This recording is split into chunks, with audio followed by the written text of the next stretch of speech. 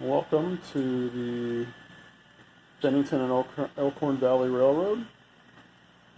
This is my work in progress. I've been doing it for probably close to 8, 9 months now.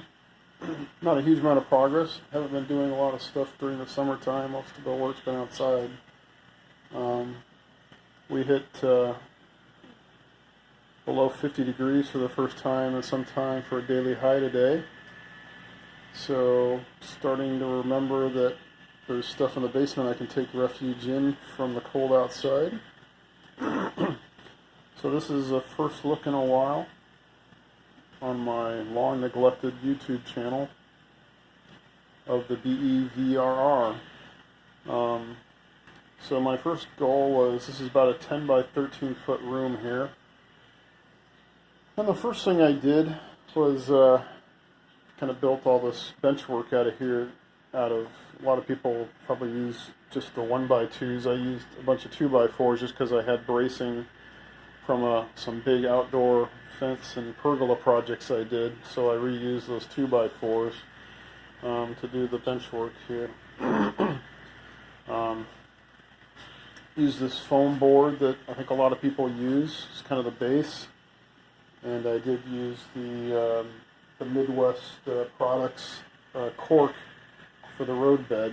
It's code 80 and scale track, flex track mostly that I've used.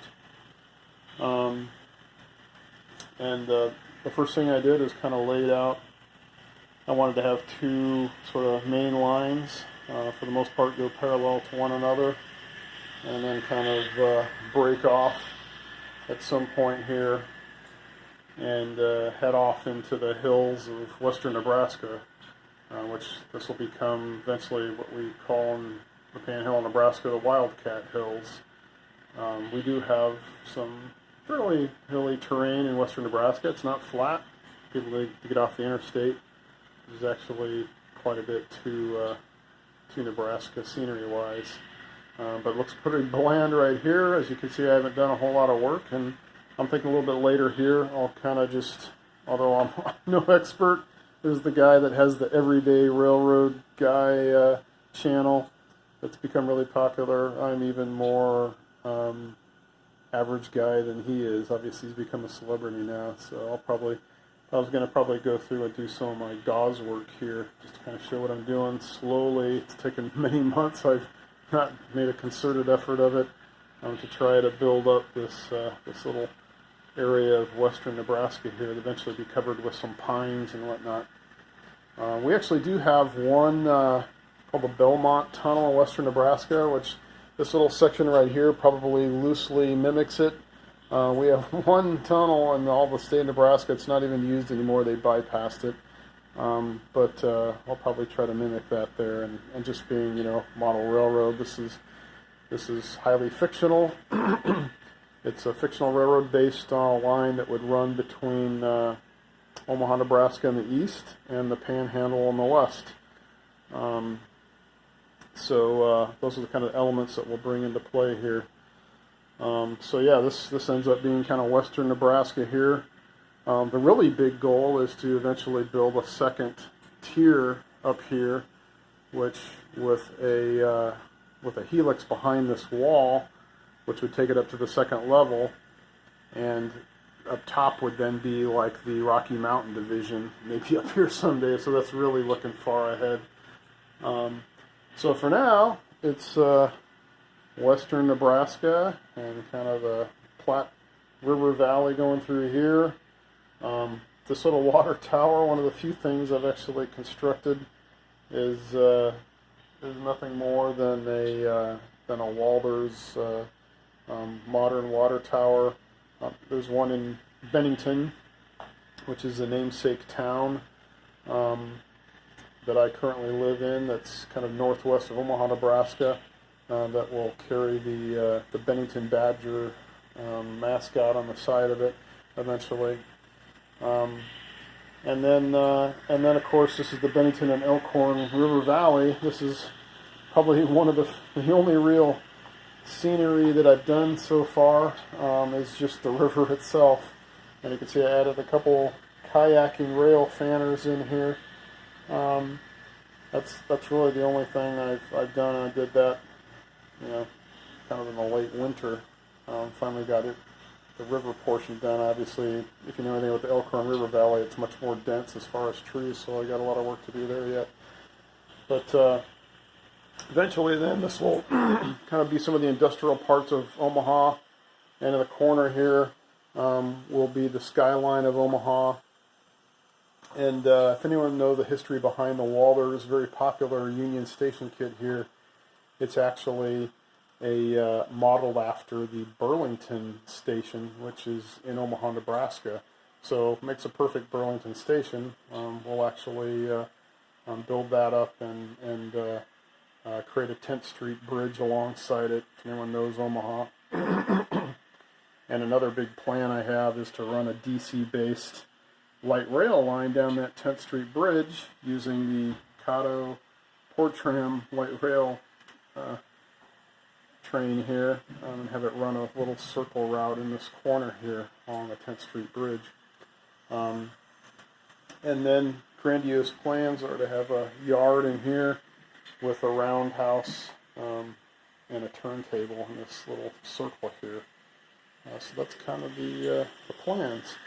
Of course, I've been probably towards, before I started going outdoors for the warm months, I started acquiring more rolling stock, and finally got enough cars to sort of create the start of a California Zephyr there. And then I finally did get some Kato SD70 locomotives, and I did pick the green scheme here, and you can see the Bennington and Elkhorn Valley Railroad. So I do have some BEVRR engines now on the line. And of course, this is Union Pacific country, so I've got the Bevo running there on their line. Yeah, I also have kind of put together, still not fully completed, Walder's grain elevator kit there. The rest of these are some things I just inquired off of Craigslist when I come across some stuff, mostly rolling stock and stuff I'd seen, and happened to come along with some in-scale buildings too, so I got those. But otherwise, still very much a work in progress here. And yeah, I'm just going to leave the camera on here and kind of go through. If you know anything about this stuff here, it's just kind of a plaster gauze material. Probably the same stuff they use for setting for broken arms and stuff like that. Maybe, I don't know, but it's used for crafting and whatnot. But plastic gauze or cloth, you get this at Michael's and Hobby Lobby and whatnot. And I've just been using it to kind of cut up and actually start to give some form that eventually I'll put some of the plaster mold. Let's see, or I should say sculptor mold. Eventually I'll go over it with sculptor mold, which is very popular with model railroaders, I know, before I complete the scenery. So this is really, the gauze is more to do kind of go over the rough shape. So yeah, I'll just kind of work on that now.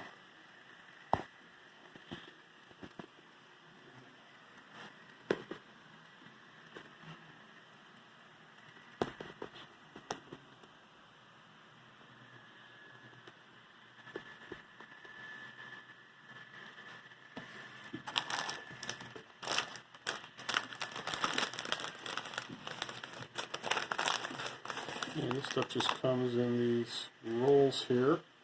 And I usually just take a little manageable piece, maybe like 4 inches long, cut it up, and just kind of lay it in the water here. It takes no more than even like 5 seconds or so. Maybe not even that, just a few seconds. And then it's kind of ready to go. And then I just kind of run in my spots over here and lay it into place.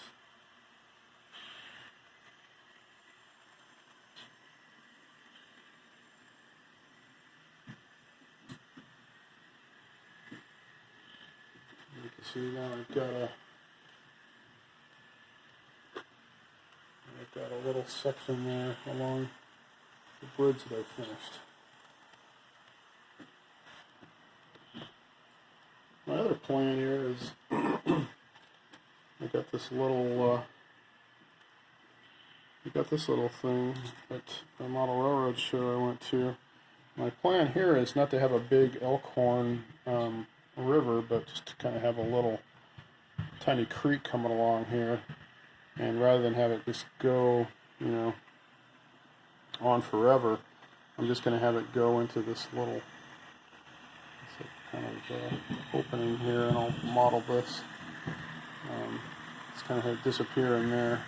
I thought that'd be kind of cool.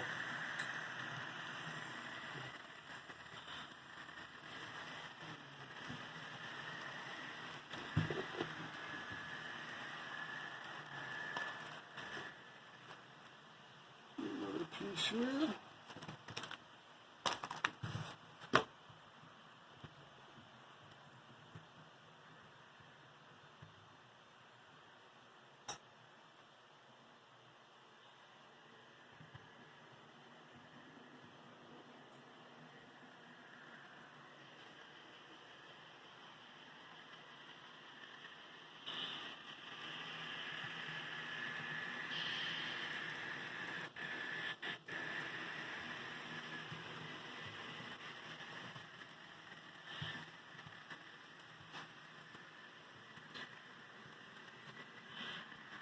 And over here I've got a little grade. Some of the people use some folks I know are using those kind of foam elevation kind of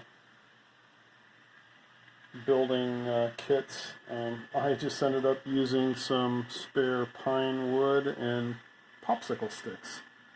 And so far the grades come out. This one over here actually maybe is a little steeper than should be, but so my scale train's UP engine, which should probably be able to pull a lot of cars, has a little bit of trouble beyond, say, 20-25 cars up this grade. Not a problem though, now that I'm running a consist here with the ST70s, so I guess I'll just kind of have to consider that. But I got a little bit of a grade here, but so I guess I'll just go ahead and do one of these ones now. So I'm talking about the plastic gauze. Obviously I'm working my way up on this one too.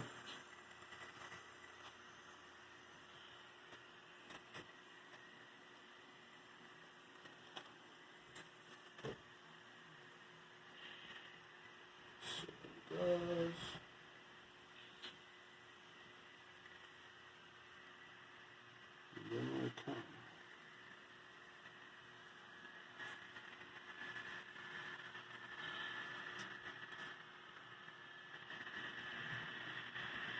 I'm sensing my freight line is catching up with the California Zephyr. I probably should adjust the throttle on this guy a little bit.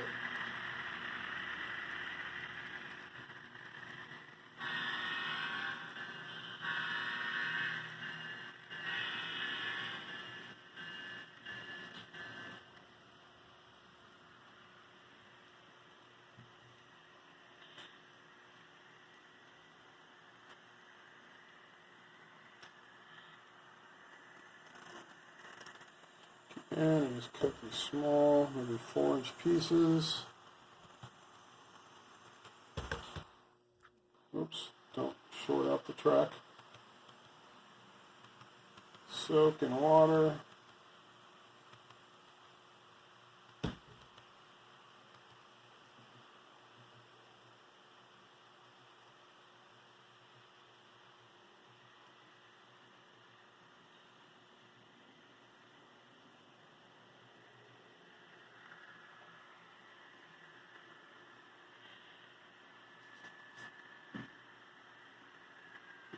place.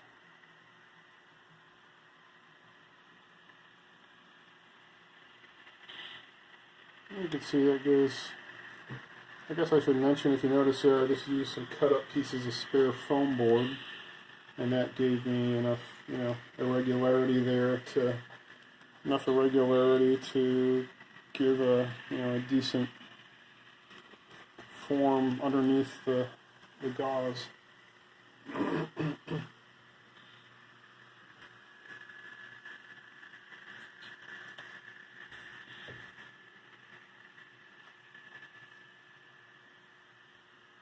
Another piece.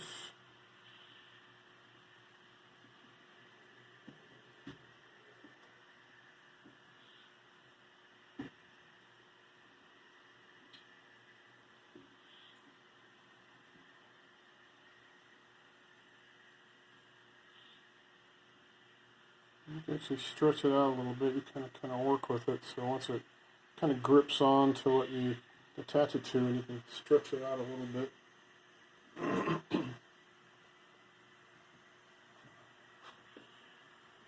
Anyway, you get the idea. That's kind of what we're doing. So that's kind of my report up to this point. I'll probably let you guys go, and maybe come back a little later and share some more stuff with you guys. Thanks for watching, and good night from the Bennington and Elkhorn Valley Railroad.